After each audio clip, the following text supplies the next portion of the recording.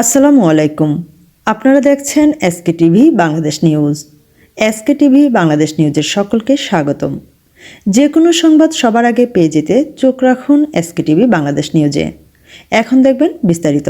যারা আছেন পর থেকে দেখতেছেন আমার এই ভিডিওটা, সবাই শেয়ার করে দিবেন। গণ অধিকার পরিষদ করার কারণে সে আমাকে এইভাবে মারছে, আমার মাথা ফাটাইছে।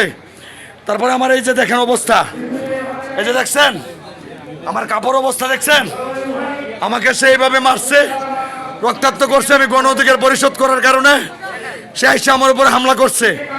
এবং তার সাথে যারা যারা ছিল, সুমন ছিল, আলী ছিল, আজিজুল ছিল, রফিক ছিল, তারপর আরও 4 থেকে 5 জন ছিল, তারা অজ্ঞাত 15 জন ছিল।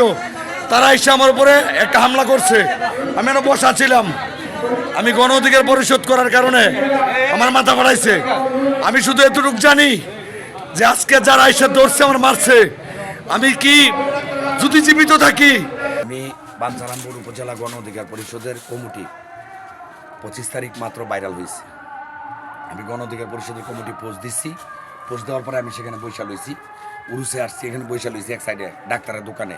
আমার সাথে আরও 2 জন আছে, শিশু মিয়া, সুরি এবং সুমনে এবং আলিয়ে এবং আজিজুলে, মোমাদনের মিয়ার ছেলে রফিক, তারা সাকুনি আইসা আমার এলোপাতালি এখানে গাইছে মাথার মধ্যে, এবং শিশু মিয়া আইয়া গাইছে। আর আমারে কইছে আমি বলে খাঙ্কির পুত। এখন আমি শিশু মিয়ারে প্রশ্ন করি যে প্রশাসনিকভাবে, আইনিকভাবে তার বিচার চাই দেশবাসীর কাছে এবং বিপিনুরের কাছে। আমার এই বার্তা আমি আপনার দল করার কারণে আজকা, এবং সেই তাণ্ডব আবার আমার গণ অধিকার পরিষদের বিরুদ্ধে আমার উপরে চালিয়েছে। আমি দেশবাসী